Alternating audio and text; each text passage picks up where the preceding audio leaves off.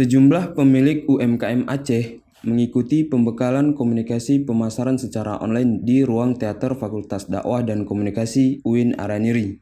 Acara yang mengusung tema Marketing Communication Concept tersebut diadakan oleh FDK dan turut didukung juga dari Lembaga Penelitian dan Pengabdian Masyarakat atau LP2M UIN Araniri.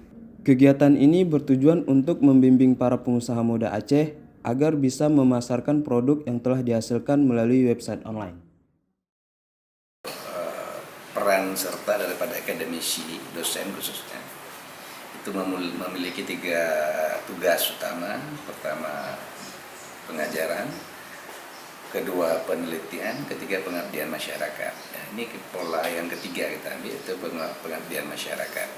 Jadi peran dosen salah satunya adalah mengaktifkan dirinya kepada masyarakat. Nah, salah satunya adalah untuk melaksanakan pengembangan UMKM yang sudah ada di Banda Aceh ini, yang selanjutnya kita jadikan sebagai subjek penelitian, yang kemudian nanti mereka akan kita berikan web pribadi, yang kemudian juga nanti akan terus didampingi, dimanfaatkan untuk bisa mengembangkan usaha mereka. Ya, harapan saya mereka ini lebih pro terhadap perkembangan teknologi komunikasi tentunya dalam memasarkan produk.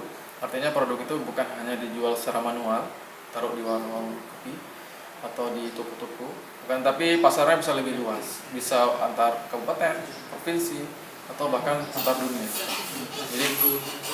Jadi website ini bisa bermanfaat untuk mereka untuk mempromosikan produknya di seluruh dunia. Jadi kita memang fokus kali ini adalah teman-teman UMKM yang sudah punya merek, sudah punya logo, sudah punya kemasan yang bagus. Jadi dari kemasan itu kita bisa menilai bahwa mereka sudah mulai serius. Tinggal bagaimana mengatur strategi komunikasi pemasarannya.